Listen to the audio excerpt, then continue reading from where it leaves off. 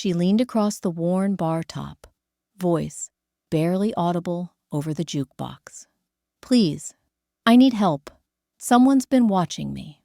The man in the tailored suit glanced up from his espresso, his expression unreadable. What the bartender didn't know, this stranger owed her everything.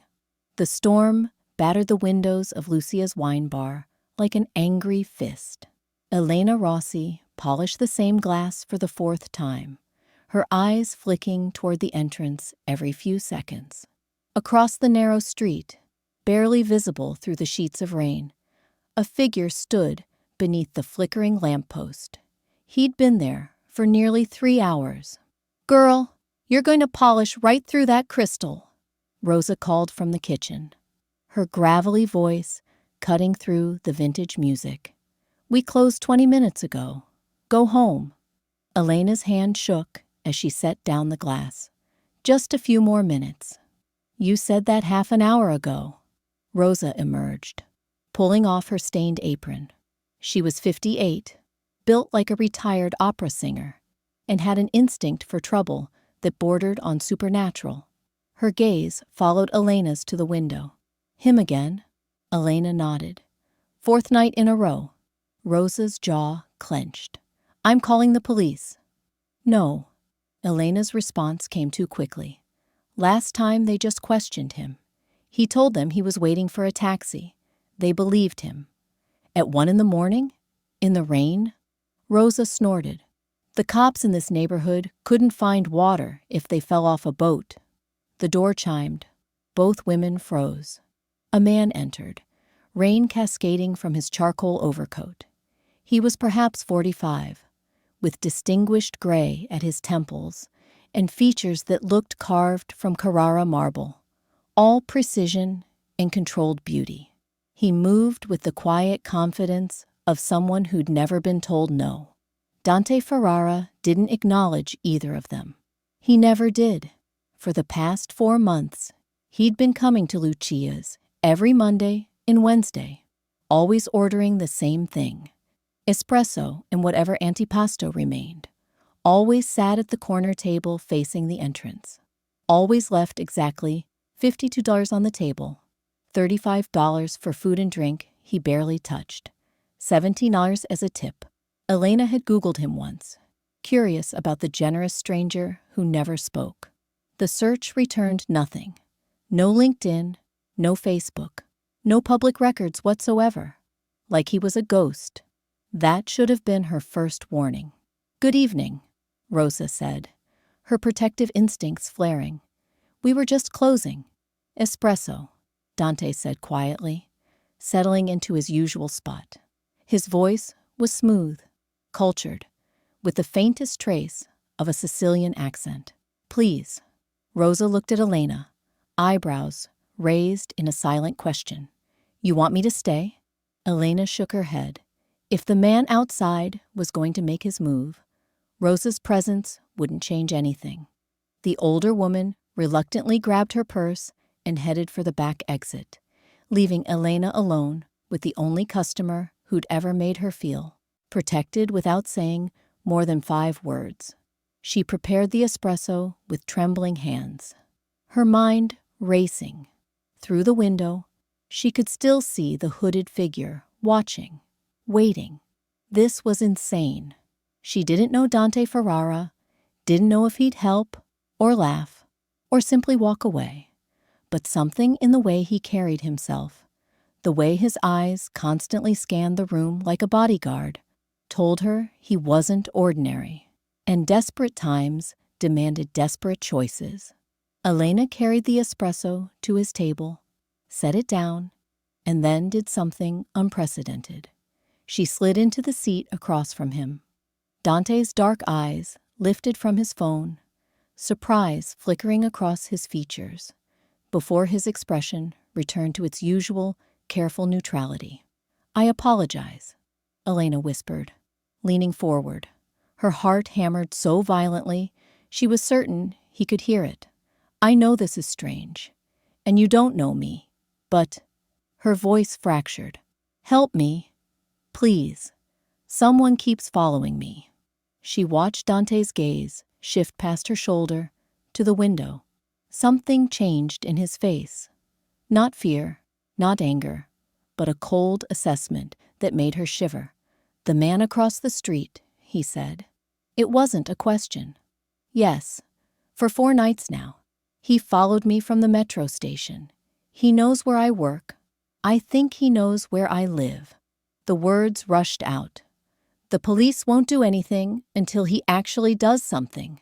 And I can't afford to move. And I don't have anyone who can—" "Breathe," Dante said softly.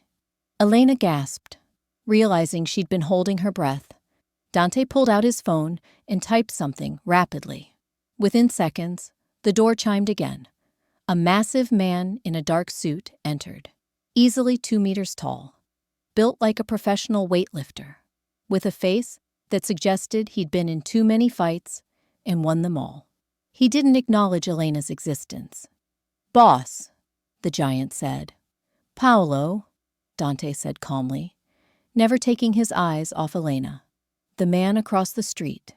Gray jacket, dark pants. "Follow him. I want to know everywhere he goes, everyone he contacts, and who's funding him." Funding him? Elena's blood turned to ice. She'd assumed maybe he was just some stalker, some creep with too much free time. But Dante made it sound professional, deliberate. Paolo nodded once and disappeared into the storm. Dante finally looked directly at Elena, and she felt the full weight of his attention like a physical force. "Go inside. Lock the door. Don't leave until I tell you it's safe." "I don't understand. Why would someone—" "Elena." She froze. She'd never told him her name. Yes, it was on her name tag, but he never looked at it, never looked at her.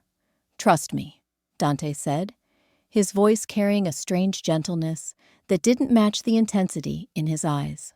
Lock the door. She wanted to ask 1,000 questions. Instead, she found herself nodding, sliding out of the booth on unsteady legs. She locked the front door, flipped the sign to Chuso, and killed the exterior lights.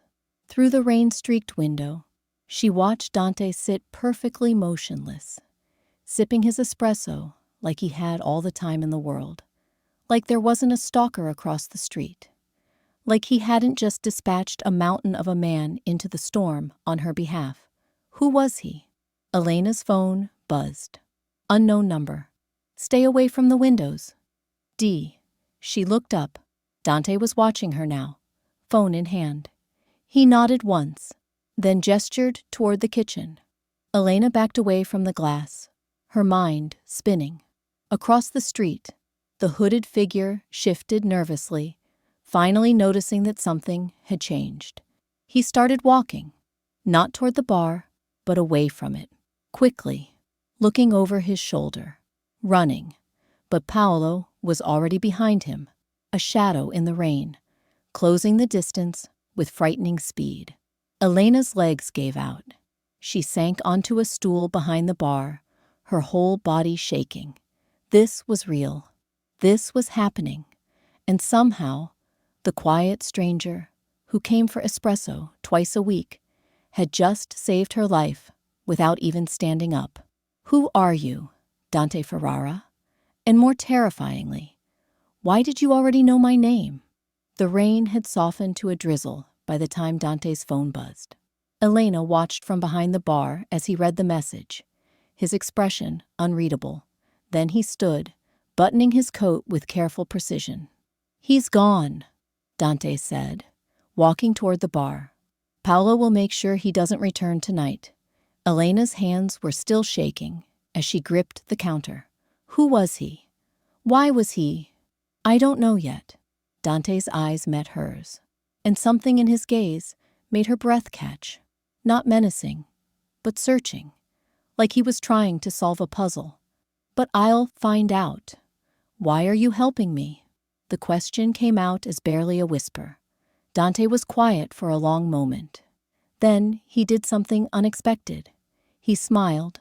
It was slight, almost sad, and it transformed his entire face from intimidating to human. "Because someone once helped me when I needed it most, he said. Espresso. Elena blinked, thrown by the sudden shift. You want more espresso? No, I'm offering to make you some. You look like you need it. Before she could respond, Dante moved behind the bar with the ease of someone comfortable in any space. He found a clean cup, prepared espresso from the machine she'd used an hour ago, and slid it toward her. Sit, he said gently. You've had a shock. Elena sat, wrapping her hands around the warm ceramic. The absurdity of the situation hit her. A stranger she barely knew had just orchestrated some kind of security operation outside her workplace. And now he was making her coffee in her own bar. I should pay you, she said suddenly, for whatever you just did. I don't have much, but I can... No. Dante's voice was firm, but not unkind. You owe me nothing. He settled onto the stool beside her, not across the bar like a customer, but next to her like an equal. This close, Elena could see a faint scar along his jawline, the weariness around his eyes that expensive clothes couldn't hide.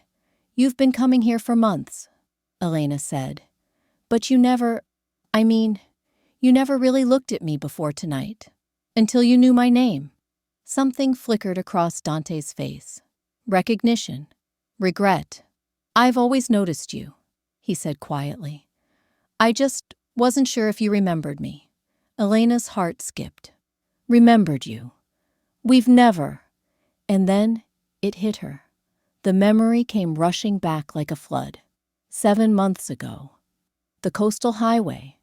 The horrible sound of metal grinding, tires screaming. She'd been driving home from her evening shift when she'd seen the black Maserati slam into the barrier, flip twice, and crash down the embankment. She'd pulled over without thinking, called the emergency number, and run to the wreckage. The driver had been conscious, trapped, blood streaming down his face. She'd talked to him, kept him awake until the ambulance arrived, held his hand through the shattered window.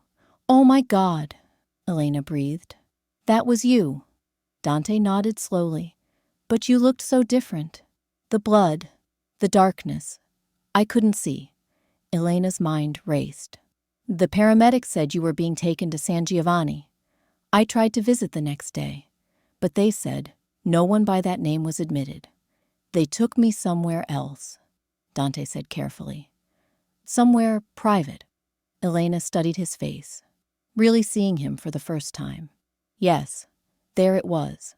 The same sharp cheekbones, the same intense eyes. But that night, they'd been filled with pain and vulnerability. Now, they were guarded, controlled. You never tried to find me, she said, to say thank you. I did find you. Dante's voice was soft.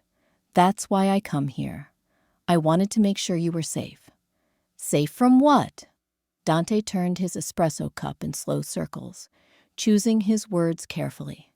That accident wasn't an accident, Elena. Someone tampered with my brakes. And when you pulled over to help me, when you gave your name to the police report, he paused. You became visible to people who should never have known you existed. The bar suddenly felt very cold.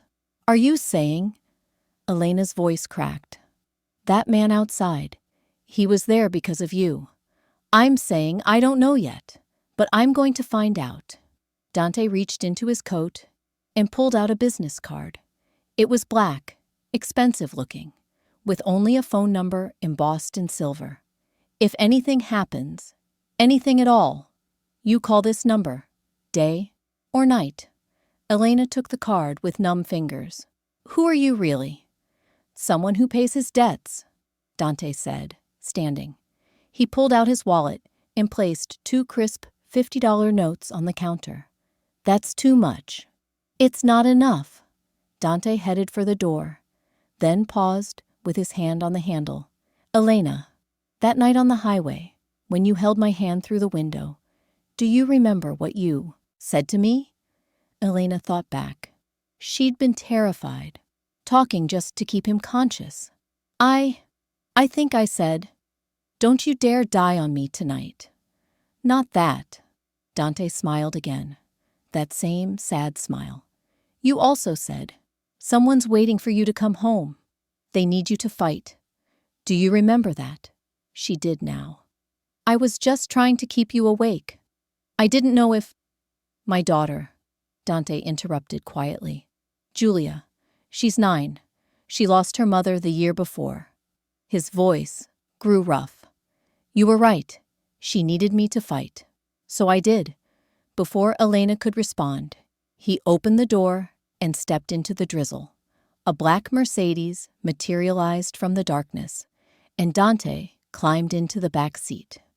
The vehicle disappeared into the night, leaving Elena alone with cold espresso, a mysterious phone number, and the terrifying realization that 7 months ago, when she'd stopped to help a stranger, she'd accidentally stepped into a world she didn't understand, a world that was now following her home. Her phone buzzed. Another unknown number. The man's name is Stefano Luca, former private investigator. Someone hired him to watch you 3 weeks ago. We're finding out who. Sleep with your doors locked. Paolo will be outside your building tonight. You won't see him, but he'll be there. D. Elena stared at the message until her vision blurred. 3 weeks. The stalker had been watching her for 3 weeks, and she'd only noticed 4 days ago. What else hadn't she noticed? Dante didn't sleep that night. In his penthouse office overlooking the harbor, he stood before a wall of monitors while his security team assembled the pieces of a puzzle he'd hoped would never materialize. Paolo stood beside him, arms crossed, his massive frame casting shadows across the screens. Stefano Luca, Paolo said, pulling up a file. 45. Ex-police officer turned private investigator. Lost his badge in Naples 9 years ago for accepting bribes. Been doing freelance surveillance work ever since. Divorces, insurance fraud, the usual bottom-feeder business. Who hired him? Dante's voice was ice. That's where it gets interesting, boss. Paolo tapped a screen, bringing up a series of encrypted messages. He's been communicating through a secure app, the kind drug dealers use. His employer is listed only as the collector. Dante's jaw tightened. The collector. He knew exactly who that was. Vincenzo Moretti, a rival who'd been circling Dante's legitimate business holdings for years, looking for any crack in the armor. Moretti dealt in information, blackmail, and financial leverage. He collected secrets the way other men collected vintage cars. What was Luca's assignment? Dante asked. Paolo pulled up another screen. Surveillance photos. Dante's blood ran cold. They were all of Elena. Elena leaving the bar. Elena at the supermarket. Elena at the laundromat. Elena boarding the bus. Dozens of photos spanning 3 weeks, each one time-stamped and cataloged with disturbing precision. There's more, Paolo said grimly. He opened another file. Luca was specifically instructed to document anyone Elena spoke with, anywhere she went, and he paused. Any connection she might have to you specifically. Dante's mind raced. Pull up the hospital records from my accident, the police report, everything. Paolo's fingers flew across the keyboard. Moments later, the report appeared on screen. And there it was. Elena's name, her phone number, her statement to the police. All part of the public record. But that wasn't what made Dante's blood freeze. At the bottom of the file was a hospital security photo, time-stamped from that night. It showed Elena beside the ambulance, her hand resting on Dante's shoulder as paramedics loaded him onto a stretcher. Someone had circled her face in red and written a single word in the margin. Leverage. They've been watching her since the accident, Dante said quietly. They knew she helped me. They've been waiting to see if she was important enough to use. And now, Luca's been following her for 3 weeks, Paolo added, which means someone decided she is important enough. Dante slammed his fist on the desk. Moretti is looking for my offshore accounts. He thinks if he can find someone close to me, he can extract information. But Elena doesn't know anything about your business. It doesn't matter. Moretti doesn't know that. Dante's mind worked through the implications. He sees a woman who saved my life. A woman I've been visiting regularly for months. To him, that's a connection worth exploiting. Paolo pulled up another file. There's something else, boss. Luca's encrypted messages reference a secondary objective. He was told to gain access to Elena's apartment. Dante spun around. When? Tomorrow night. He's supposed to copy her laptop hard drive and photograph any documents, bank statements, letters, anything that might connect her to you or your businesses. Double the security on her building, Dante ordered. I want eyes on every entrance, every window. If Luca so much as walks past her block. Already done, Paolo said. But boss, there's a problem. We can't keep this kind of surveillance up indefinitely without drawing attention. And if Moretti realizes we're protecting her, it just confirms his theory that she's valuable to you. Dante stared at the photo of Elena on the screen. Exhausted, vulnerable, completely unaware that her simple act of kindness 7 months ago had painted a target on her back. Pull Luca's financial records, Dante said. I want to know who else he's worked for, who he banks with, where he eats breakfast, everything. On it. Paolo paused. What about the girl? Are you going to tell her the truth about who you are? What you do? No, Dante said firmly. The less she knows, the safer she is. With all due respect, boss, I think that ship has sailed. Luca's been photographing her for 3 weeks. Moretti already considers her part of your world. Lorenzo closed his eyes. Paolo was right. By trying to protect Elena from a distance, by coming to her bar to make sure she was safe, he'd inadvertently confirmed exactly what Moretti suspected, that she mattered to him. Find out everything about Moretti's operation, Dante said. His communication networks, his financial pipelines, his protection. I want to know every person he's paying, every account he's using. Paolo nodded slowly. You're going after him. He made this personal when he targeted her. Dante's voice dropped to something dangerous. I'm going to make him regret it. What about Elena? Dante looked at the surveillance photos again. In one, she was laughing at something, her face bright despite her obvious exhaustion. In another, she was counting coins from her tip jar, trying to make ends meet. In another, she was simply walking, head down, trying to be invisible. She had saved his life without asking for anything in return. She'd given him hope on the worst night of his existence, reminded him that Julia needed him to survive. And now she was in danger because of him. Watch her, Dante said quietly. Every moment. And Paolo, make sure she never sees you.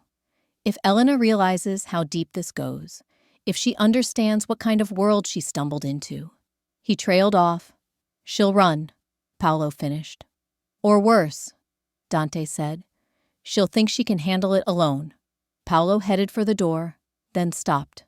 Boss, that thing you said about paying your debts, you know this is bigger than that now, right? Dante didn't answer. He didn't need to. They both knew the truth. This stopped being about debt the moment he'd read her name on that hospital report. The moment he'd started coming to her bar twice a week just to make sure she was safe. The moment he'd realized that Elena Rossi, a bartender who couldn't afford to move apartments, who worked double shifts and still smiled at customers, had become the one weakness his enemies could exploit. And in his world, weakness got people killed. Elena showed up for her morning shift, still exhausted from the night before. She'd barely slept, jumping at every sound in her apartment, checking the locks on her door 3 times, before finally collapsing into bed around 4 a.m. True to Dante's word, nothing had happened. No strange sounds, no shadows at her window, no Stefano Luca lurking outside. But that almost made it worse. The not knowing, the waiting for the other shoe to drop. "You look terrible," Rosa said cheerfully, pouring her a cup of coffee. "Rough night." "You could say that." Elena tied on her apron and tried to focus on the morning routine.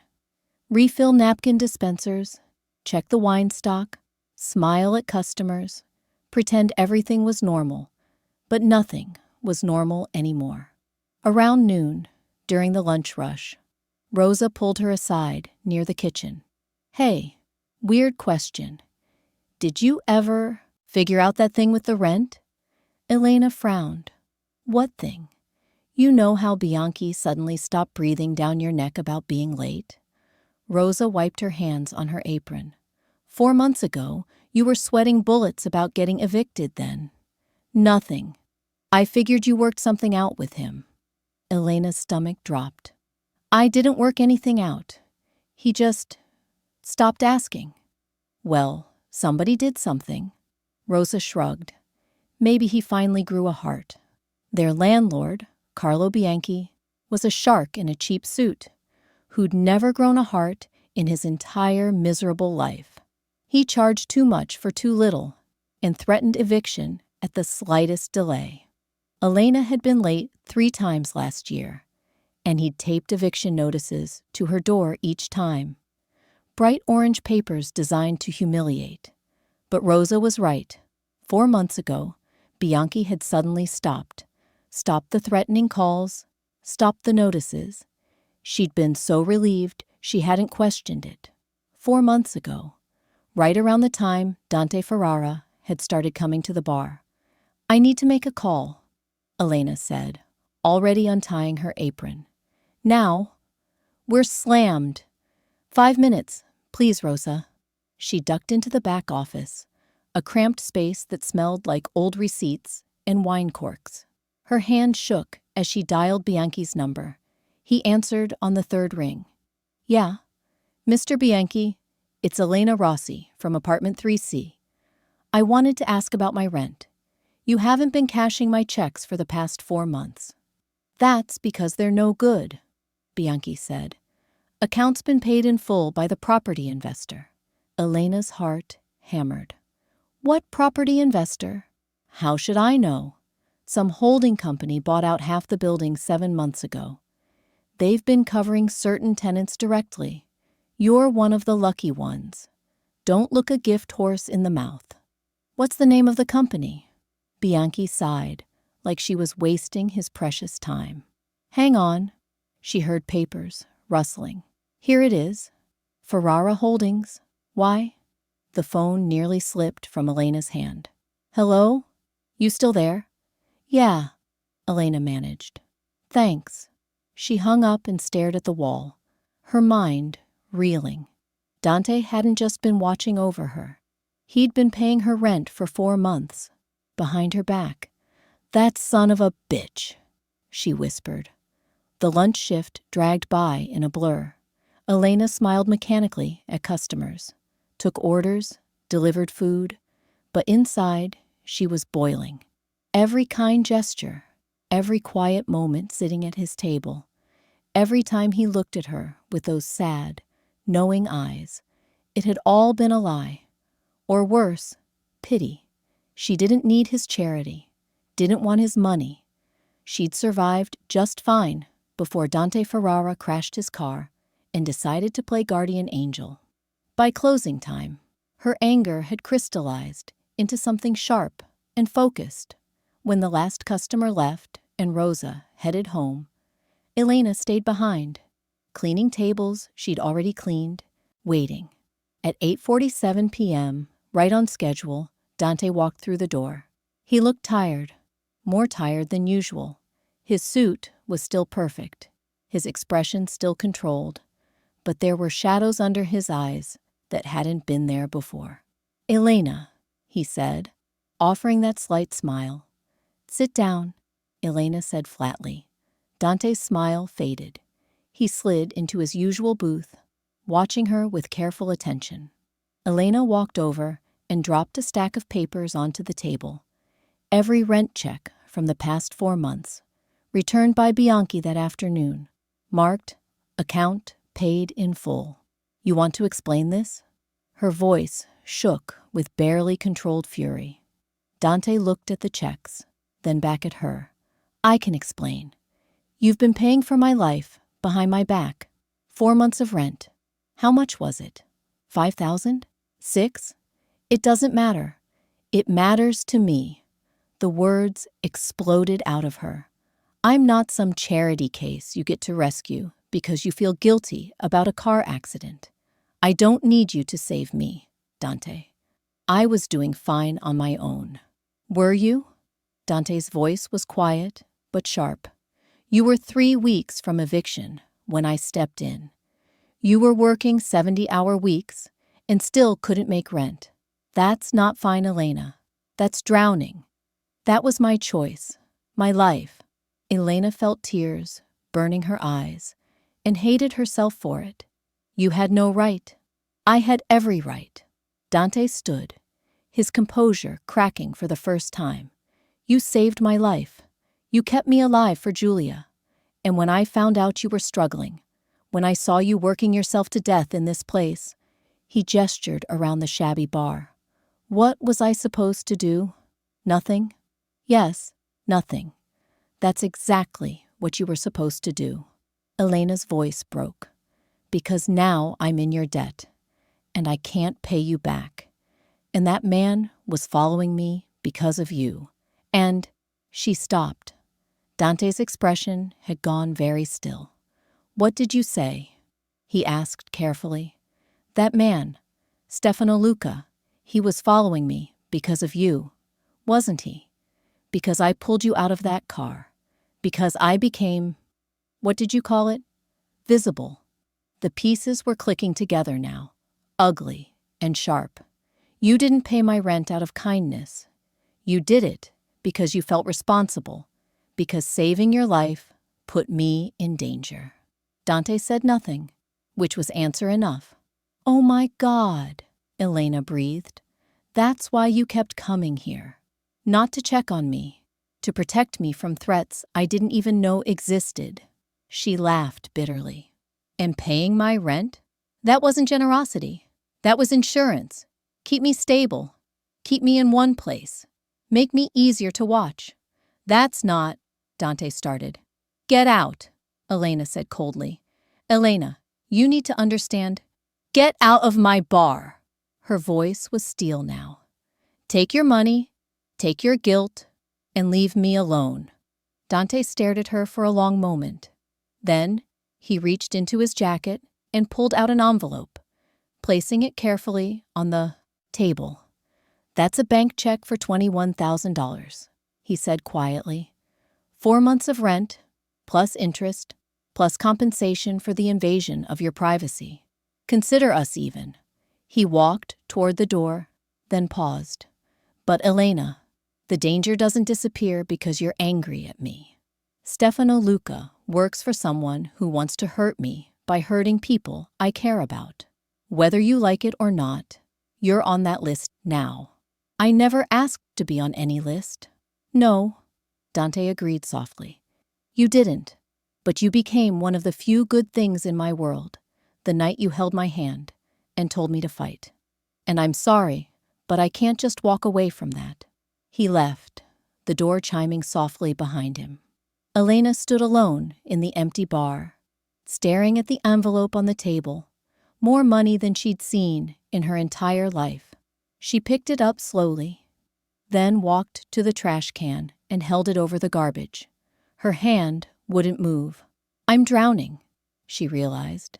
He's right. I'm drowning. And I've been drowning for so long. I forgot what breathing felt like. But taking his money meant accepting his world. And his world had stalkers and danger and secrets that got people killed. Elena stood there for a long time, envelope in hand, trying to decide which scared her more. Staying in her safe, suffocating life, or stepping into whatever darkness Dante Ferrara carried with him. Finally, she put the envelope in her apron pocket, not because she forgave him, but because drowning people don't get to be proud. Dante sat in the back of his Mercedes, watching the bar's lights go dark. He could still see Elena's silhouette moving inside, could imagine the war playing out in her head. Part of him wanted to go back, to explain everything properly, but Paolo's words echoed in his mind. The less she knows, the safer she is. Except she wasn't safe. Not anymore. Boss? Paolo's voice crackled through the phone. Luca's on the move. Dante's attention snapped into focus. Where? Just left his apartment in Trastevere. He's heading toward the city center. We're on him. Don't lose him, Dante said. But don't spook him either. I want to see where he goes, who he talks to. Copy that. Dante ended the call and stared out at the dark streets. Stefano Luca had gone quiet for exactly 1 day after Paolo had chased him off. 1 day of lying low, probably reporting back to whoever hired him. And now he was moving again. Good. Dante had spent 25 years building his legitimate business empire on one simple principle. Information was more valuable than action. Luca thought he was hunting. He didn't realize he'd become the prey. 30 minutes later, Dante sat in a surveillance van 3 blocks from a shabby office building near Termini Station. The van looked like a plumber's vehicle on the outside. Logo, phone number, even fake rust spots. Inside, it was state-of-the-art technology. He went in 20 minutes ago, Paolo said, pointing at a monitor showing thermal imaging. 3rd floor, office 312. He's meeting with someone. Can you get audio? Working on it. Paolo adjusted several dials. A moment later, voices crackled through the speakers. I told you to be more careful. The voice was reedy, nervous. You got made. Some guy the size of a building chased you off. It was one night, Luca's voice replied. I've been watching her for 3 weeks. One interruption doesn't mean... It means she's got protection, which means Moretti was right about her being connected to Ferrara. Dante's jaw tightened at the mention of his name. So, what's the play? Luca asked. Changed priorities. Moretti wants the hard drive copy by Friday. Get into her apartment Thursday night, while she's at work. She doesn't have security cameras, doesn't have an alarm system. It'll be easy. And if she comes home early, then you improvise. A pause. Moretti's paying you $18,000 for this job, Luca. Don't screw it up. The conversation shifted to logistics, lockpicking techniques, exit routes, timing. Dante listened to every word, his expression cold. We've got him, Paolo said. Want me to grab Luca when he leaves? No, Dante said slowly. I want you to let him go. Paolo turned, surprised. Boss? Luca's small time, a hired hand. But that office, Dante pointed at the screen. That's a front for Moretti's accounting operation. The man he's talking to is probably Aldo Ricci, Moretti's money man. Dante's eyes narrowed. We're not just going to stop Luca. We're going to use him. Use him how? Moretti wants information from Elena's apartment, so we're going to give it to him. Dante pulled out his phone and made a call. Matteo, I need you to build me a flash drive. Something that looks like personal files. Photos, documents, maybe some banking statements. Nothing too interesting, but authentic enough to seem real. How real? Matteo's voice came through, tinny but clear. Real enough that Moretti won't suspect it's fake. But buried in the code, I want a virus. Something sophisticated. The kind that activates when the files are copied to another system and then starts sending location data, keystrokes, everything. A digital tracking beacon, Matteo said. I can have it ready by tomorrow. Make it look used. Worn, like it's been sitting in someone's junk drawer for months. Dante glanced at Paolo. We're going to plant it in Elena's apartment tomorrow night. When Luca breaks in Thursday, he'll find it and think he hit the jackpot. Paolo grinned slowly. And, when he delivers it to Moretti's people, we'll have access to their entire network. Communications, financial records, client lists, everything. Dante finished. That's brilliant, boss. But there's one problem. What? You need Elena's permission to plant evidence in her apartment, and based on how she looked at you earlier tonight.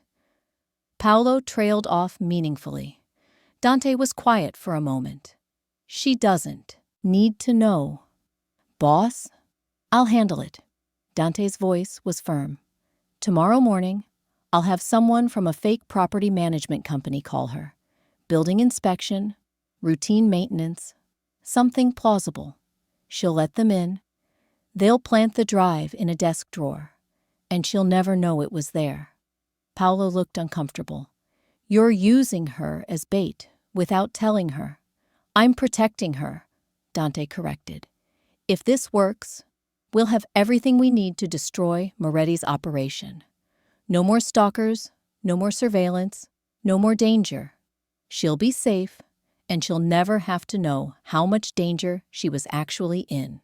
And if something goes wrong, Dante's expression hardened. Nothing will go wrong.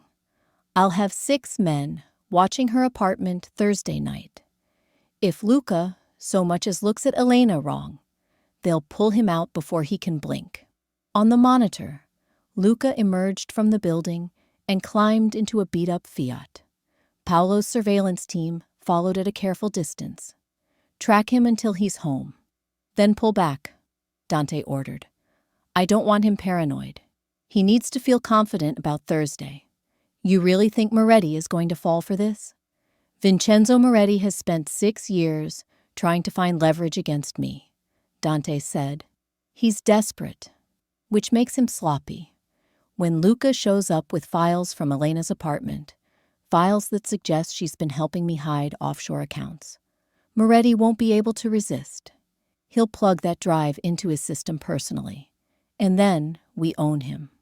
And then we destroy him, Paolo said. Quietly, completely, Dante stood, ducking to avoid hitting his head on the van's low ceiling, so that no one ever uses Elena Rossi as leverage against me again. Tony was quiet for a moment. You know, boss, for someone who claims he's just paying a debt, you're going to a lot of trouble for this bartender. Dante didn't respond. He didn't need to. They both knew this had stopped being about debt the moment he'd watched Elena work double shifts through the bar window. The moment he'd seen her counting coins from her tip jar. The moment he'd realized she was drowning in the same world that had drowned him. Just in different waters. She'd given him hope when he had none. Reminded him that Julia needed him to survive. Now it was his turn to make sure Elena survived, even if she never forgave him for it. Get Matteo started on that drive, Dante said. And Paolo, put 2 extra men on Elena's building tonight. I don't trust Moretti to wait until Thursday. Already done, boss. Dante climbed out of the van into the cold night air. Somewhere across the city, Elena was probably still awake, probably still angry, probably still clutching that envelope and hating him for it. Good. Let her hate him, as long as she stayed alive. 48 hours later, Dante stood in his office, watching 3 monitors simultaneously. On the first screen, Stefano Luca jimmied open Elena's apartment window. On the second, thermal imaging showed Luca moving through her living room. On the third, a live feed from the apartment across the hall showed Paolo and 2 other men, weapons ready, waiting for Dante's signal. Everything was going according to plan. He's in the bedroom now, Matteo reported through the earpiece, searching the desk drawers. Dante watched Luca's heat signature pause, reach for something, then pause again. Even through thermal imaging, Dante could sense, the moment, Luca found the flash drive. That slight hesitation. The careful way he examined it, before pocketing it. Got it. Luca's voice crackled through the bug they'd planted in Elena's apartment that morning. He was on the phone. Looks like personal files, photos, some documents. Could be nothing. Could be everything. Bring it straight here, Aldo Ricci's voice responded. Moretti wants to see it tonight. Luca slipped back out the window and disappeared into the night. Paolo's team stayed hidden, letting him go. Phase 1 complete, Dante said calmly. Matteo, how long until the virus activates? The moment they plug it into any computer connected to their network. Could be 10 minutes, could be an hour. Depends on their security protocols. Dante checked his watch. 11:52 p.m. Elena's shift ended at midnight. She'd be home in 40 minutes. Completely unaware that her apartment had just been burglarized, that everything was proceeding exactly as planned. Except plans, Dante had learned long ago, never survived first contact with reality. At 12:28 a.m., Matteo's voice exploded through the earpiece. Boss, we're in. The virus just activated. They plugged the drive directly into their main server. Idiots. Give me everything, Dante ordered. Communications, financial records, client databases. I want to know everyone Moretti's paid, everyone who's paid him, and every law he's broken to make it happen. The monitors filled with data, spreadsheets, emails, encrypted messages being decrypted in real time. Dante's team worked with surgical precision, copying files faster than Moretti's people could detect the breach. Boss, you need to see this, Matteo said, his voice tight. Moretti's network is bigger than we thought. Way bigger. Dante leaned in. The screen showed a web of shell companies, fake investment firms, and offshore accounts spanning 15 countries. But that wasn't what made his blood run cold. That account, he said, pointing. The one routing through the Cayman Islands to that Swiss bank. Pull the ownership records. Matteo's fingers flew across the keyboard. A document appeared on screen. A banking authorization form. The signature at the bottom belonged to Comandante Generale Roberto Marchesi, Guardia di Finanza, Italy's Financial Crimes Police. A federal agent, Paolo breathed. Moretti has a federal agent on his payroll. Dante's mind raced. This changed everything. Moretti wasn't just a rival, businessman, or a petty criminal. He was running a full-scale money laundering operation with federal protection. How much? Dante asked. Matteo pulled up the transaction history. Marchesi's been taking monthly payments for 4 years, roughly $50,000 per month. In exchange, he's been feeding Moretti information on federal investigations, tipping him off before raids, making evidence disappear. Keep digging, Dante ordered. I want every person in this network identified, every transaction traced, every... Boss? Matteo's voice was urgent. We've got a problem. Someone just accessed the Guardia database through Marchesi's credentials. They're running a search on... Who? Elena Rossi. Dante's heart stopped. When? Right now. Someone's pulling her entire history. Birth records, employment, banking, everything. And boss... Matteo paused. They just flagged something. A document appeared on screen. A vehicle registration form from 7 months ago. The black Maserati Dante had been driving the night of his accident. It was registered in Elena's name. That's impossible, Paolo said. That car was registered to one of your holding companies. It was, Dante said quietly, his voice dangerous, which means someone in my organization changed it. Used Elena's name. Probably pulled it from the hospital records after the accident. But why? Lorenzo stared at the document, pieces clicking into place. To create a paper trail, to connect her to me, so that if anyone ever came looking, He didn't finish the sentence. He didn't need to. Who had access to your vehicle registrations? Paolo asked. 3 people. My lawyer, my accountant, and… Dante stopped. Pull up the employment records for Luca Benedetti, my accountant. Matteo typed rapidly. Benedetti's file appeared. Impeccable credentials. 12 years of loyal service. Access to every financial detail of Dante's empire. Now cross-reference his communications with Moretti's network, Dante ordered. It took 30 seconds. Email chains appeared, carefully encrypted, dated back 2 years.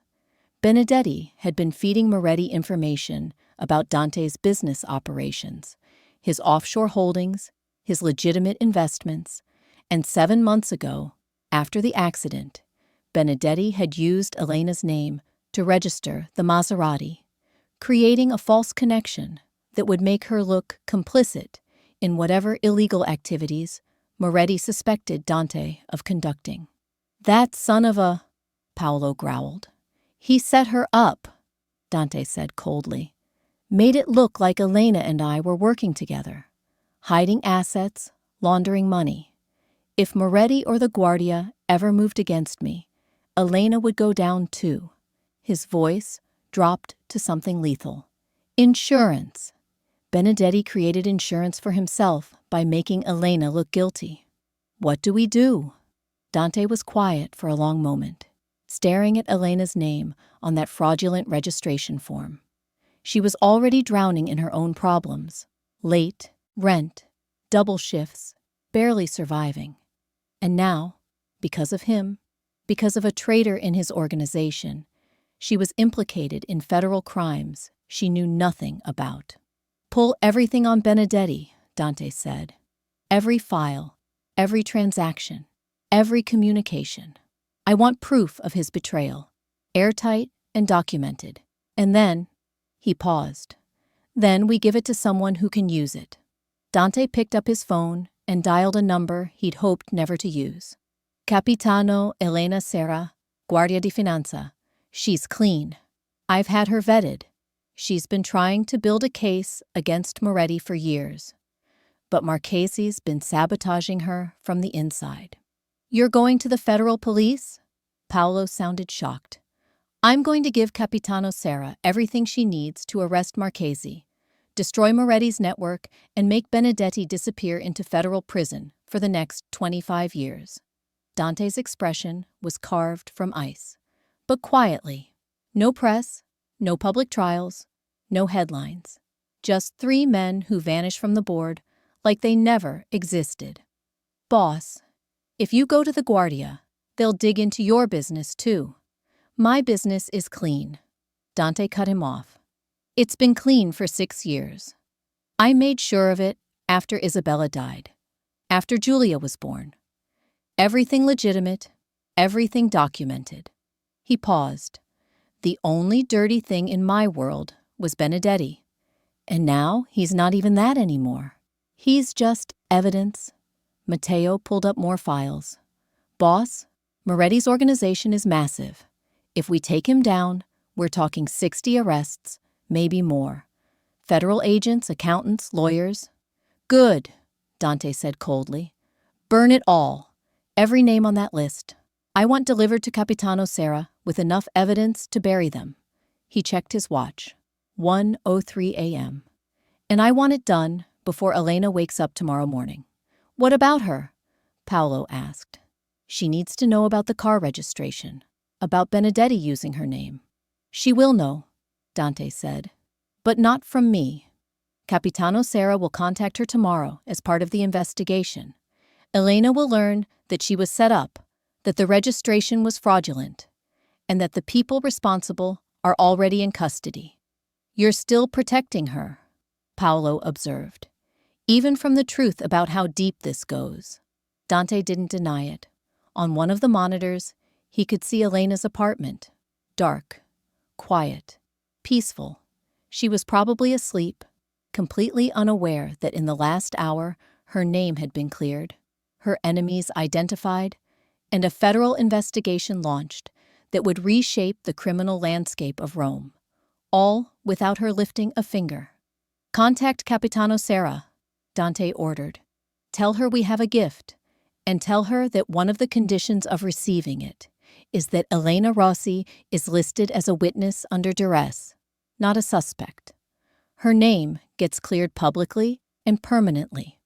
And if Sarah doesn't agree, Dante smiled, but it didn't reach his eyes. Then I'll burn Moretti's empire. Myself. Less quietly. Paolo nodded slowly. You know she's going to figure it out eventually. Elena, she's smarter than you give her credit for. I know, Dante said quietly. But by the time she does, it'll already be over. She'll be safe. And whether she forgives me or not. He trailed off, watching her darkened windows. She'll be alive, Paolo finished. She'll be alive, Dante agreed. And in his world, that was the only victory that mattered. Elena was wiping down tables during the Tuesday morning rush when two people in dark suits walked into the bar. They had that look. Federal agents trying to blend in, but failing spectacularly. Everyone could spot a cop. Elena Rossi? The woman asked, pulling out a badge. I'm Capitano Elena Serra, Guardia di Finanza. This is Agente Colombo. We need to ask you some questions. The bar went silent. Every customer turned to stare. Elena's heart dropped into her stomach. What? Why? Is there somewhere private we can talk? Capitano Serra's voice was professional, but not unkind. Rosa appeared at Elena's elbow, like a protective mother bear. She's not saying anything without a lawyer present. She's not under arrest, Sarah said quickly. We just need to discuss some documents that have come to light.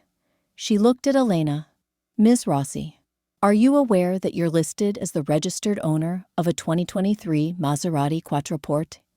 The room tilted. What? No, I don't own a Maserati.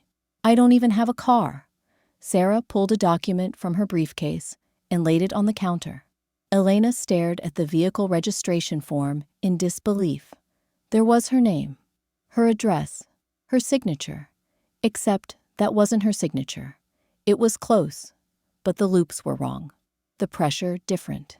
That's not, I never signed this, Elena stammered. We know, Sarah said, and something in her tone made Elena look up sharply.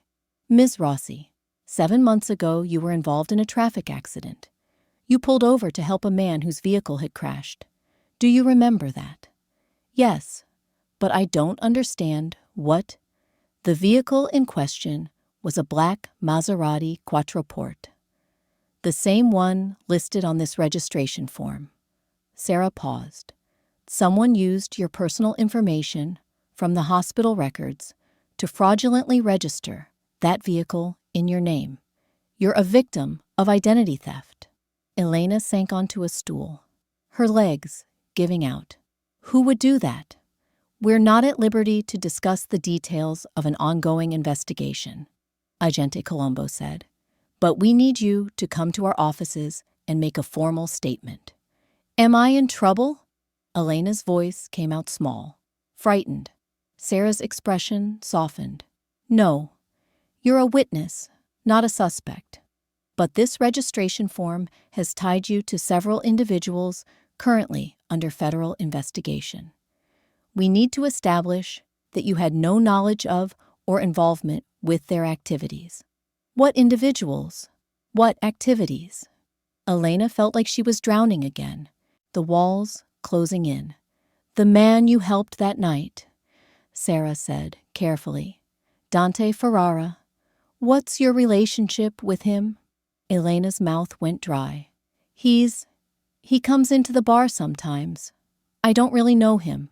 He's been visiting your workplace twice a week for 4 months, Colombo said, consulting his notes. He paid 4 months of your rent through a shell company. That's more than casual acquaintance. How do you know about my rent?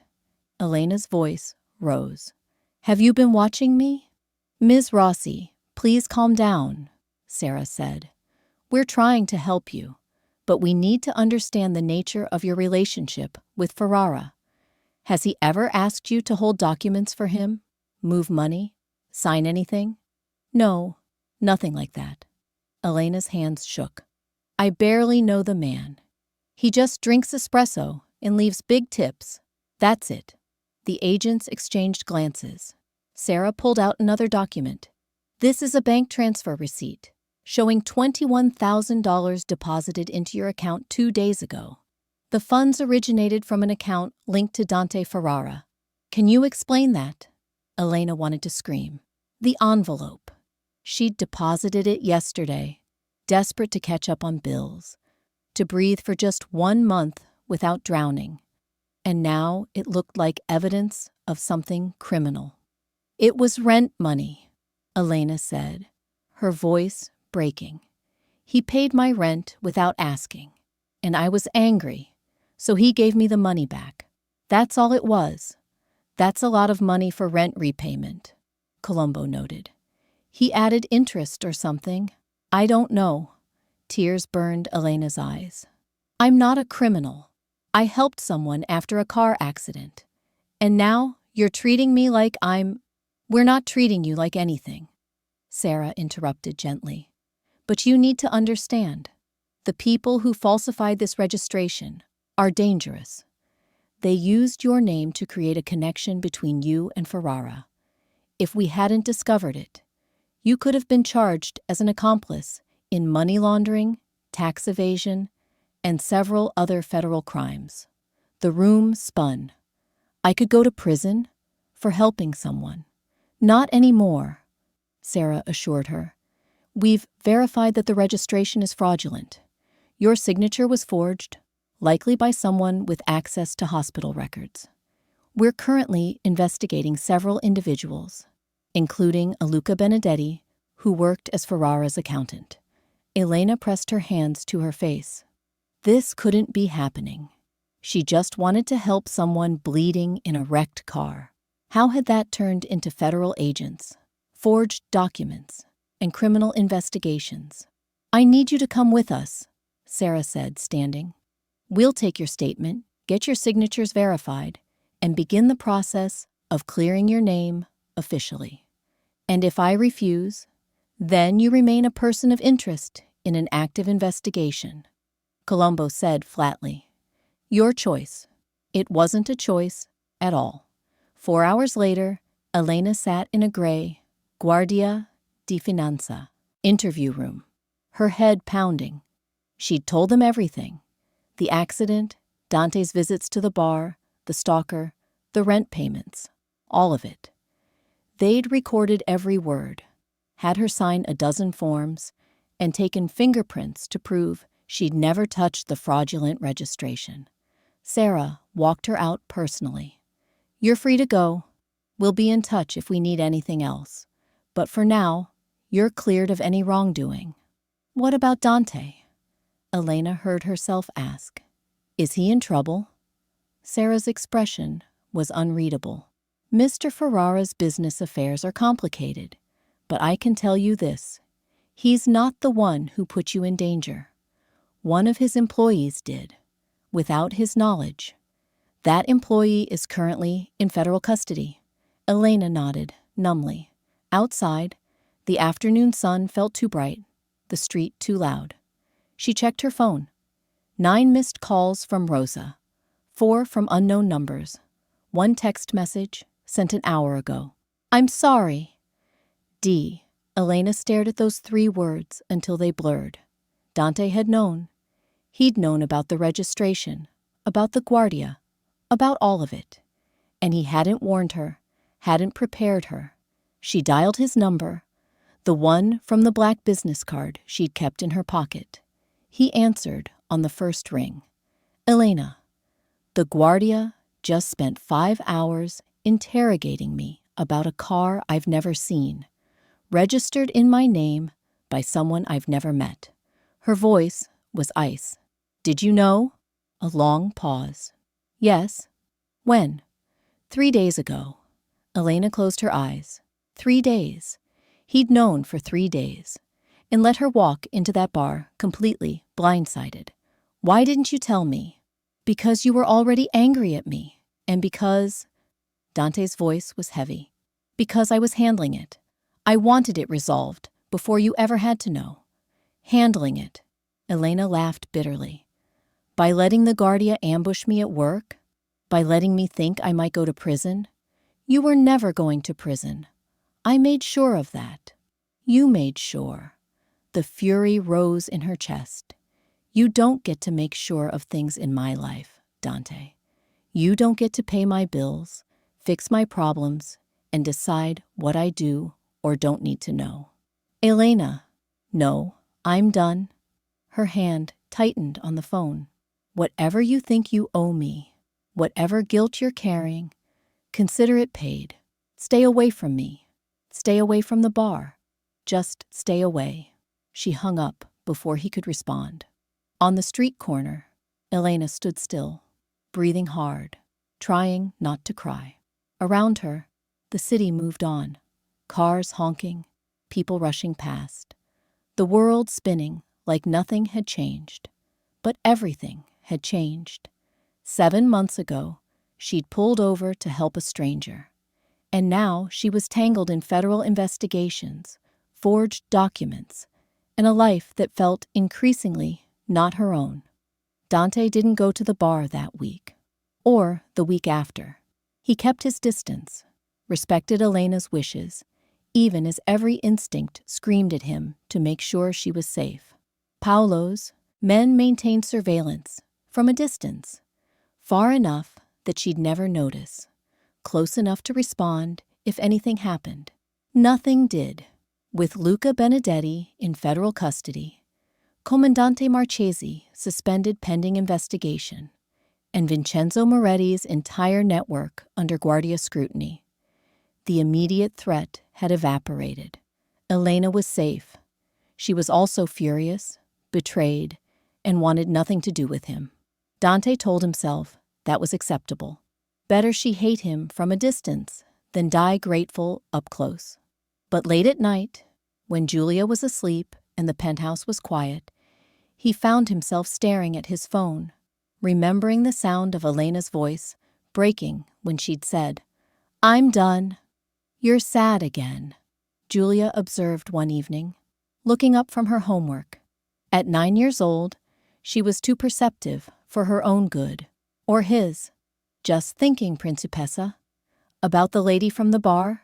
Julia tilted her head. "The one who saved you?" Dante had told her a sanitized version of the accident months ago.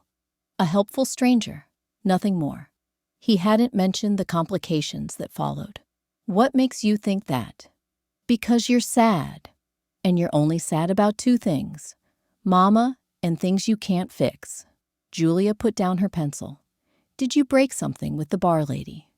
"Something like that." "Did you say sorry?" "I tried." Julia considered this with the seriousness of a tiny judge. "Mama used to say that sorry doesn't count if you do it the easy way. You have to do it the hard way, where it costs you something." Dante smiled despite himself. "Your mother was very wise. So what's the hard way to say sorry to the bar lady?" That, Dante realized, was the question he'd been avoiding. The easy apology was flowers, money, words. The hard apology was something else entirely. It was truth. The next morning, Dante sat in his office with his lawyer, Marco Salvetti, 62 years old, perpetually exhausted, and one of the few people Dante trusted completely. "You want to do what?" Marco asked, certain he'd misheard. "Rewrite the Maserati registration. Put it back in my name, backdated to the original purchase. Create a paper trail showing Benedetti committed fraud independently. That's already being handled by the Guardia. The Guardia's version leaves Elena's name attached to the investigation permanently." Dante interrupted. "Anyone searching her background will find this case. It'll follow her forever. Job applications, credit checks, everything." He pushed a folder across the desk. "I want her name scrubbed completely, like she was never involved." Marco opened the folder, scanning the documents inside. "This will cost a fortune in legal fees. And you'll have to testify that Benedetti acted without your authorization, which means admitting you had poor oversight of your own accountant. I don't care about the cost or the optics, Dante said flatly. I care that a woman who saved my life is now connected to federal crimes because my employee betrayed me. Fix it. Marco studied him for a long moment. This isn't just about debt anymore, is it? Dante didn't answer. He didn't need to. I'll start the paperwork, Marco said. But Dante, even if we erase her name from the legal system, you can't erase what happened. She'll still remember. She'll still be angry. I know. Dante stood, looking out over the city. But she'll be free, and that's enough. 3 days later, Elena was closing up the bar when a courier arrived with a large envelope. Inside was a thick stack of legal documents and a single handwritten note on expensive cardstock. Elena, these are copies of the corrected vehicle registration filed with the state and federal authorities. Your name has been removed from all records. The investigation will show that Luca Benedetti acted alone in committing identity fraud using hospital records he should never have accessed. I've also included a legal opinion from my attorney confirming that you bear no responsibility, legal or financial, for anything connected to my business affairs. This document can be presented to any employer, bank, or agency that questions your background. Additionally, I've established a trust with the funds I gave you. You can't return it. I've made it legally impossible, but you can choose what to do with it. Keep it, donate it, invest it. The choice is yours, not mine. I never meant to trap you. I only meant to protect you. I failed at both. I won't contact you again. Paolo will maintain discreet security around your building for 6 more months, just to be certain. But you'll never see him or know he's there. After that, I'll disappear from your life entirely. You told me to fix it for everyone my world hurts. I can't fix everything I've broken, but I can fix this. Thank you for giving me a reason to fight that night. Julia has a father because of you. That debt can never be repaid. Dante. Elena read the note 3 times, her hands trembling. Then she looked through the legal documents, page after page of corrected registrations, statements, and certifications. He'd essentially rewritten history, taking sole responsibility for Benedetti's betrayal, absorbing all the legal and reputational damage himself. At the bottom of the stack was a bank statement showing the $21,000 in a trust account. Her name was on it, but so were restrictions. It could only be accessed by her, couldn't be transferred to Dante or his businesses, and would revert to a children's charity, if unclaimed, for 5 years. He'd made sure she couldn't give it back, even if she wanted to. Elena sat in the empty bar, surrounded by documents that proved she was legally, officially, completely cleared of everything. Her name was clean. Her future was unobstructed. She was free. So why did she feel worse? Because he did it the hard way, she whispered to the empty room, remembering something her grandmother used to say. A real apology costs the person giving it more than the person receiving it. Dante had spent a fortune in legal fees. He'd taken public responsibility for his accountant's betrayal. He'd damaged his own reputation to protect hers. And he'd done it all quietly, expecting nothing in return, planning to disappear from her life entirely. That wasn't manipulation. That wasn't control. That was sacrifice. Elena picked up her phone, staring at Dante's number. Her thumb hovered over the call button. Then she stopped. What would she even say? Thank you for cleaning up a mess I didn't ask to be part of. Thank you for protecting me from dangers I only faced because I helped you. There was no roadmap for this, no protocol for when the man who turned your life upside down was also the man trying desperately to set it right. Elena put the phone down and picked up the note again, reading the last line. That debt can never be repaid. He was wrong. The debt wasn't the problem. The problem was that Elena was starting to realize she didn't want it repaid at all. She wanted something else entirely, something more complicated and terrifying than simple gratitude.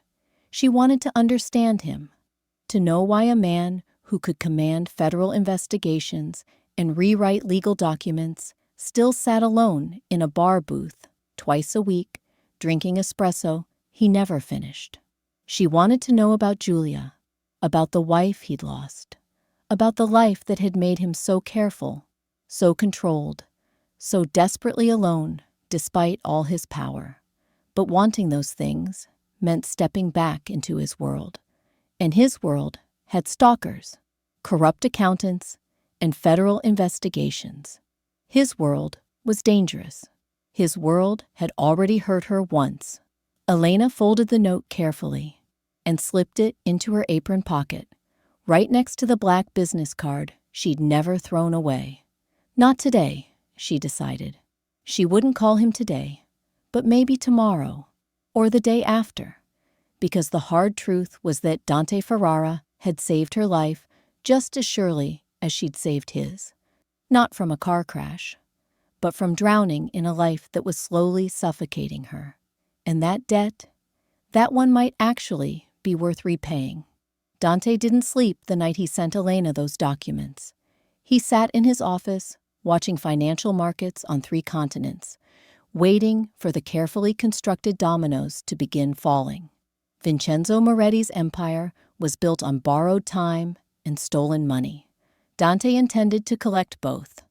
Markets open in Tokyo in 4 hours, Matteo reported, his fingers dancing across multiple keyboards.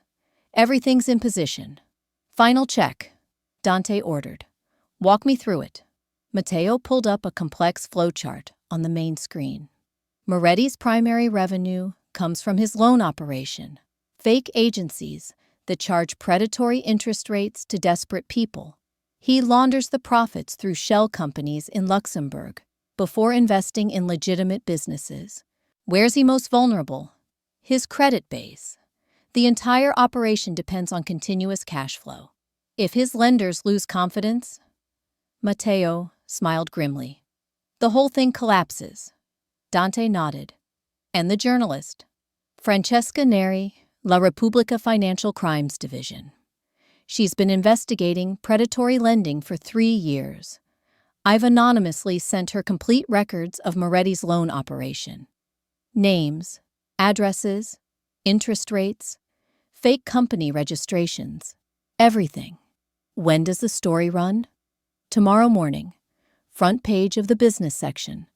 Predatory lending ring exploits thousands. She's got enough evidence to bury him. Paolo entered the office, carrying a tablet. Boss, Capitano Serra, just arrested 4 more of Moretti's accountants. They're all cooperating. Moretti's looking at 45 years minimum, maybe more. Not enough, Dante said quietly. Prison is too clean, too simple. I want him destroyed first. Everything he built, everyone who trusted him, gone. That's cold, boss, Paolo observed. He targeted Elena, Dante replied, his voice like ice. He used a bartender as leverage because he thought it would hurt me. That's not business. That's personal. He turned to Matteo. What about the stock manipulation? Matteo pulled up another screen, showing stock tickers for 12 companies. Moretti has significant investments in these firms, all legitimate businesses he bought using laundered money. If certain information about his ownership became public, the stocks would crash. How much will he lose? Conservative estimate? $250 million, maybe more. Matteo hesitated. Boss, this goes beyond just hurting Moretti. Innocent investors will lose money too. People with retirement funds, college savings. Then make sure Neri mentions that in her article, Dante said. Let the public know that Moretti gambled with their money using funds from predatory loans. Turn him into the villain he actually is. And Marchesi? Paolo asked. The comandante? Dante's expression darkened. Capitano Serra has the offshore account records. She'll handle Marchesi quietly. No trial, just a forced resignation and disgrace. He'll disappear into obscurity where he belongs. 3 birds, 1 stone, Paolo muttered. Moretti, Benedetti, and Marchesi, all gone. 4 birds, Dante corrected. He pulled up a final document, a property deed. Moretti owns the building Elena lives in through a subsidiary. He probably bought it specifically to have leverage over her, to control where she lived. Paolo's eyes widened. You're not. I've arranged to purchase the building through a third party, a legitimate real estate investment firm with no ties to me. Dante smiled slightly. Elena will never know who the new owner is. She'll just know that her rent is suddenly affordable, the building is being properly maintained, and her landlord isn't a predator anymore. You're still protecting her, Paolo said, even after she told you to stay away. Especially because she told me to stay away. Dante turned back to the screens. She deserves a life where she's not constantly drowning, constantly afraid. If I can give her that without her knowing, he trailed off. Then maybe you'll finally have repaid what you owe her, Paolo finished. Dante didn't respond. They both knew this had stopped being about debt long ago. Marco, it's time, Matteo said. Markets are opening. The dominoes fell with brutal precision. At 6:00 a.m., La Repubblica published Francesca Neri's exposé on Moretti's predatory lending operation. By 6:35, it was trending on social media. By 7, morning news shows were covering it.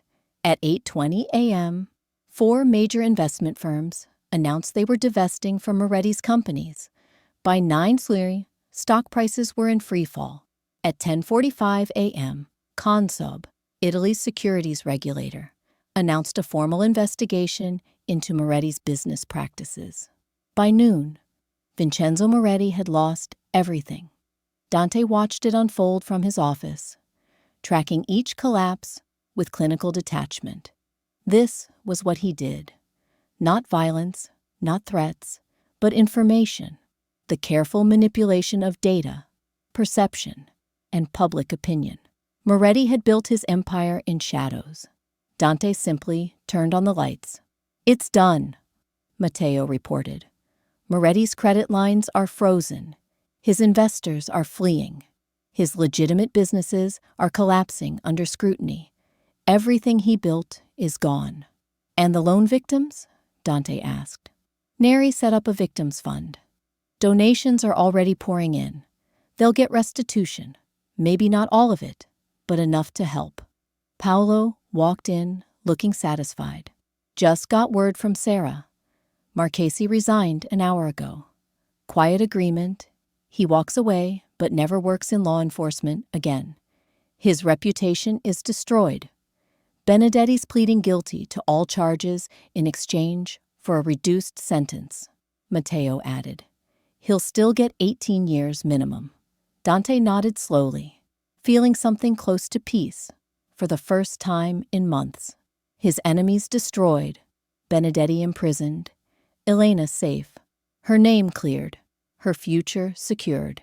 He'd done it quietly, completely, just as he'd promised himself. There's something else, Matteo said, pulling up a news article. Moretti's main warehouse burned down last night. Complete loss. Fire department is calling it suspicious. Dante frowned. We didn't do that. No, Paolo agreed. We didn't. Which means Moretti has other enemies. People who wanted him gone just as badly as we did. Or, Dante realized with growing unease, Russo wasn't finished fighting. Cornered animals were the most dangerous kind. His phone buzzed. Unknown number. The text message was simple. You think you've won, but I know where she works. I know where she lives. And if I'm going down, I'm taking everyone with me. VM. Dante's blood ran cold. Matteo, where is Moretti right now? Matteo's fingers flew across the keyboard. His GPS last pinged at... He stopped, face going pale. Boss, he's at the docks. Your shipping docks. How long ago? 20 minutes. Dante was already running for the door. Paolo, right behind him. Get every man we have to those docks now. Boss, what about Elena? Dante's mind raced. If Moretti was at the docks, if he was making a final, desperate move, he's going to burn it down, Dante said. Destroy my business, my reputation, everything. And if Elena is anywhere near... He didn't finish the sentence. He was already in the elevator, phone pressed to his ear, praying she wasn't working a double shift today, praying she hadn't decided to visit the docks to confront him, praying he wasn't about to lose the one person he'd fought so hard to protect. The call connected. Elena's voice came through, breathless and frightened. Dante. Oh God. Dante, I'm at the docks. There's smoke everywhere, and people are running, and I don't know what's happening. The elevator felt like it was moving through molasses. Elena, listen to me, Dante said, forcing calm into his voice. Get away from the buildings. Run toward the water. Do it now. But there are still people inside. The warehouse workers. They're trapped. No. The line went dead. And Dante knew with terrible certainty that his carefully constructed victory had just turned into the fight of his life. Dante's Mercedes screeched to a halt 3 blocks from the docks. Black smoke billowed into the afternoon sky, thick and toxic. Fire engines wailed in the distance, but they wouldn't arrive in time. Stay with the vehicle, Dante barked at Paolo, already running toward the flames. Boss, you can't. Dante didn't listen. He'd spent 25 years building legitimate businesses, creating something clean for Julia to inherit. And now it was burning. But none of that mattered. Not the warehouses, not the inventory, not the millions of euros going up in smoke. Elena was in there. He pushed through the gathering crowd of onlookers, past his own security guards, trying to establish a perimeter. The main warehouse was fully engulfed, flames licking through windows, the metal structure groaning under intense heat. But the secondary building, the administrative office where workers processed shipping manifests and customs forms, that one was only smoking. And that's where people were emerging, coughing, stumbling, eyes streaming. Dante grabbed one of his foremen. How many still inside? 4, maybe 5. The man shouted over the roar of flames. We were evacuating when the second explosion hit. Explosion? Someone set charges, Mr. Ferrara. This wasn't an accident. They wanted everything destroyed. Dante scanned the crowd frantically. Was there a woman? Dark hair? About 165 centimeters? She went back in. Another worker appeared, face blackened with soot. Some crazy lady ran inside when she heard people calling for help. We tried to stop her. Dante was moving before the man finished speaking. He grabbed a fire extinguisher from a guard station, soaked his jacket with water from a burst pipe, and ran toward the smoking building. Mr. Ferrara, no! Someone shouted. He ignored them. The office door hung open, bent from the explosion. Inside, smoke rolled along the ceiling like a living thing. Dante pulled his wet jacket over his mouth and pushed forward, squinting through the haze. Elena! His voice was swallowed by the crackling flames. A crash came from deeper inside, something heavy falling. Then a voice, emerging from the smoke. Here! We're here! Dante followed the sound through the maze of offices. The heat was intense, sweat immediately pouring down his face. File cabinets had toppled, blocking corridors. He found them in the break room. Elena and 3 warehouse workers. 2 men and a young woman barely out of her teens. The back door was blocked by a collapsed shelving unit. Elena was trying to move it, her hands already scraped and bleeding. "Elena!" She spun, eyes wide with shock and relief. "Dante, how did you—" A coughing fit cut her off. "Doesn't matter. We need to move, now." Dante turned to the shelving unit blocking their exit. It was heavy, loaded with boxes, and wedged tight against the doorframe. "We tried," the older male worker gasped. "It won't budge." Dante assessed the situation with the cold calculation of a man who'd survived worse. The shelving was metal, maybe 140 kilograms. The door behind it led to a loading dock, direct access to the street. "Everyone grab a section," Dante ordered. "On 3, we lift and push left. Ready?" Elena positioned herself beside him, her shoulder pressed against his. Despite everything, the smoke, the danger, the months of anger and confusion between them, they moved together with perfect synchronization. 1, 2, 3. The shelving shifted 15 centimeters. Not enough. Again! Dante's muscles screamed as they heaved. The metal groaned, scraped, then suddenly gave way, crashing sideways with a deafening clang. "Go! Out now!" Dante shoved the workers toward the door. The young woman stumbled, and Elena caught her, half carrying her through the exit. They burst onto the loading dock, gulping fresh air. Fire trucks were arriving, police cars blocking off streets.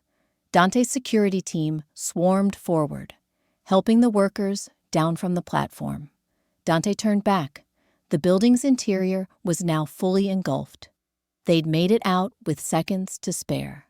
Elena sat on the edge of the loading dock, coughing violently. Dante grabbed a water bottle from a paramedic and pressed it into her hands. "Drink," he ordered. She drank, then looked up at him with red-rimmed eyes. "You came for me." "Of course I came for you." Dante's voice was rough with smoke and something else. "Did you really think I wouldn't? You could have died." Tears cut tracks through the soot on her face. "The building was collapsing, and you just ran in." "You ran in first," Dante pointed out, "to save people you don't even know. They needed help. So did you." Dante knelt in front of her, bringing them eye to eye. "Elena, what were you doing here? At my docks?" She looked away, embarrassed. "I saw the news about the fire. I heard someone say it was your shipping company, and I just—" Her voice dropped. "Last time I ran away, you crashed. I couldn't do that again." Dante felt something crack inside his chest. After everything, the anger, the betrayal, the federal investigation, she'd still come, still run toward danger to help him. "Why?" he asked quietly. "Because last time I didn't, you crashed," Elena repeated, meeting his eyes. "And because," she hesitated, "because I'm tired of running from the only person who's ever tried to protect me, even when I didn't want protection." Before Dante could respond, Paolo appeared, phone in hand. "Boss, we got a problem. Fire marshal found accelerant.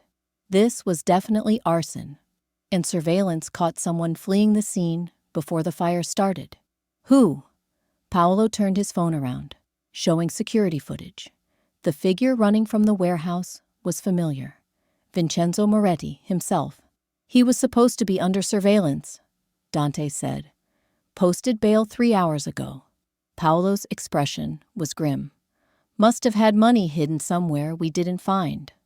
"Boss, if Moretti set these fires, if he's desperate enough to commit murder, then he's got nothing left to lose." Dante stood, his mind already calculating. "Get every camera feed from the docks. Moretti couldn't have done this alone. He needs handlers, escape routes, payment." "On it." Paolo jogged away, barking orders into his phone. Elena stood shakily. "Vincenzo Moretti, the man who was following me. He works for him." "Worked," Dante said. "Stefano Luca is in custody, and Moretti's empire just collapsed this morning. This fire is his revenge. Because of me, Elena whispered. Because Moretti thinks hurting me hurts you. No, Dante's voice was steel. Because Moretti is a coward who burns things down when he loses. But he's wrong about one thing. What? Dante looked at the burning warehouse, then back at Elena, stained, exhausted, her hands bleeding from trying to save strangers. He thinks destroying my business will destroy me, Dante said quietly. He doesn't understand that the only thing that matters walked out of that fire alive. Elena stared at him, something shifting in her expression. You're insane. You know that. Probably, Dante allowed himself a small smile. But I'm also right. The fire burned for 3 more hours before the fire department finally contained it. Dante watched from a distance, Elena sitting beside him on the hood of his Mercedes, a paramedic's blanket wrapped around her shoulders. 2.5 million in damage, Paolo reported, joining them. Maybe more. Insurance will cover most of it, but boss, I don't care about the money, Dante interrupted. Did you find Moretti? Better. We found where he's going. Paolo pulled up a map on his tablet. He made 4 calls from a burner phone after leaving the docks. All to the same number, a hotel in Ostia. He's hiding there. Dante's eyes narrowed. You're sure? Credit card records show Moretti checked in this morning under a fake name. But we've got facial recognition from the hotel security cameras. It's him. Elena shifted beside Dante. What are you going to do? End this, Dante said simply. He pulled out his phone and called Capitano Serra. I have Vincenzo Moretti's location and evidence that he ordered arson and attempted murder. What kind of evidence? Serra asked cautiously. Security footage, showing Moretti fleeing my docks minutes before the fire started, phone records connecting him to known associates, and testimony from 5 witnesses, including myself, that his actions nearly killed people today. Dante's voice was cold. That's arson, conspiracy, and attempted murder. How much time is that worth? Life, if I can prove Moretti gave the orders directly. Serra paused. But Dante, if you're planning to, I'm planning to give you an address and let you do your job. Dante interrupted. I'm done playing games with Moretti. He wanted to destroy everything I've built? Fine. But he crossed the line when he put innocent people in danger. He gave Serra the hotel address and hung up. Elena was watching him carefully. You're just going to let the Guardia handle it? That's it? You sound disappointed. I sound surprised. Elena pulled the blanket tighter. The Dante I've been learning about doesn't seem like the type to let someone else finish his fights. The old Dante wouldn't have. Dante looked at his burned warehouses. The old Dante would have gone to that hotel himself, would have made sure Moretti understood exactly what happens when you threaten what's mine. And the new Dante has a 9-year-old daughter who needs her father alive and out of prison. Dante turned to face Elena fully. And the new Dante learned something today. Watching you run into a burning building. That I'm insane? That some things are worth more than revenge. Dante's voice softened. You risked your life for strangers, people you'd never met.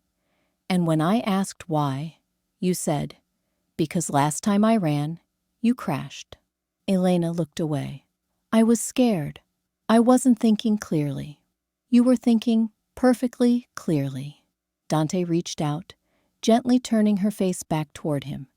You don't run from things that matter. Not from a car crash. Not from a fire. Not from me. Elena's breath caught. Dante, I've been protecting you from a distance for months, Dante continued. Paying your rent, clearing your name, watching over you like some guardian angel who's too afraid to actually be present. But you taught me something today. What? That protection without presence is just control. And I don't want to control your life, Elena. He stopped, the words harder than he'd anticipated. What do you want? Elena's voice was barely a whisper. Before Dante could answer, Paolo's phone buzzed. He checked it, then looked up sharply. Boss, Guardia just hit the hotel. They've got Moretti in custody. He scrolled quickly. And they found evidence in his room. Burner phones, payment records, even a written list of targets. What targets? Elena asked. Paolo hesitated, glancing at Dante. Tell her, Dante said quietly. You're on it, Paolo admitted, looking at Elena. Top of the list. Moretti was planning to escalate after the fire. If the docs hadn't gotten him arrested, he trailed off, the implication clear. Elena went very pale. He was going to kill me. He was going to try, Dante corrected. But he never would have succeeded. I would have died first. That's not comforting. Elena stood abruptly, the blanket falling away. Don't you understand? This is exactly what I was afraid of. Your world is fires and threats and federal agents. People make lists with my name on them. And you, her voice cracked. You talk about dying for me, like it's romantic instead of terrifying. Elena, you want to know what I want? She spun to face him, eyes blazing. I want a life where I'm not on hit lists, where I don't have to wonder if the man drinking espresso in my bar is secretly running some empire, where saving someone's life doesn't mean signing up for federal investigations and burning buildings. Dante stood slowly, giving her space. You're right. My world is dangerous. It's complicated and messy, and I can't promise it won't touch you again. Then we're done here. Elena started walking away. But, Dante called after her, making her pause, your world isn't exactly safe either, is it? Elena turned back, anger and confusion warring on her face. You work 70-hour weeks for poverty wages, Dante said quietly. You live in a building with broken locks and a landlord who threatened you. You can't afford health care. You skip meals to make rent. And you're one emergency away from homelessness. He took a step closer. You were drowning long before you met me, Elena. At least, in my world. You'd be drowning in deeper water. Elena finished bitterly. That's your sales pitch? Join my dangerous world because your regular world is terrible? No. My pitch is this. Dante closed the distance between them, his voice low and intense. In my world, you'd never be alone again. You'd never wonder how you'll pay rent, or if you'll have enough to eat, or if you matter to anyone. You'd be protected, valued, and cherished. Not because you're useful, but because you're you. Elena's anger faltered. Dante, I'm not asking you to love me, Dante continued. I'm not even asking you to trust me yet. But I am asking you to stop running from the one person who sees you drowning and keeps throwing you lifelines, even when you throw them back. Silence stretched between them, filled only by the distant sound of fire trucks and police radios. Finally, Elena spoke, her voice small. What if I don't know how to stop running? Dante smiled, sad and genuine. Then I'll keep chasing, for as long as it takes. Paolo cleared his throat awkwardly. Boss, Sarah wants to know if Elena will testify against Moretti. They need her statement about Luca's surveillance, about the fire. Ask her yourself, Dante said, not taking his eyes off Elena. She makes her own decisions. Elena looked between them, then at the smoking ruins of the warehouse, then back at Dante. This complicated, dangerous, infuriating man who'd turned her life upside down and somehow made it better in the process. I'll testify, she said finally. But Dante, after this is over, after Moretti's in prison and Luca is convicted and everything is finished, yes, you're taking me to dinner, a real dinner, where we actually talk instead of you making decisions about my life from the shadows." Dante's smile widened. "Is that an order?" "It's a condition," Elena corrected. "You want me to stop running? Then stop hiding. Be present. Be honest. Be human. Real," Elena said. "Just be real with me. That's all I've ever wanted." Dante extended his hand, formal and old-fashioned. "Deal." Elena took it, and something shifted. A boundary crossed. A decision made. They stood there in the parking lot of a burned warehouse, holding hands like strangers, making a pact. While around them, Dante's empire smoldered, and Elena's old life continued to crumble. But for the first time in months, neither of them was drowning. They were just standing together. And that, Dante realized, was worth more than all the revenge in the world.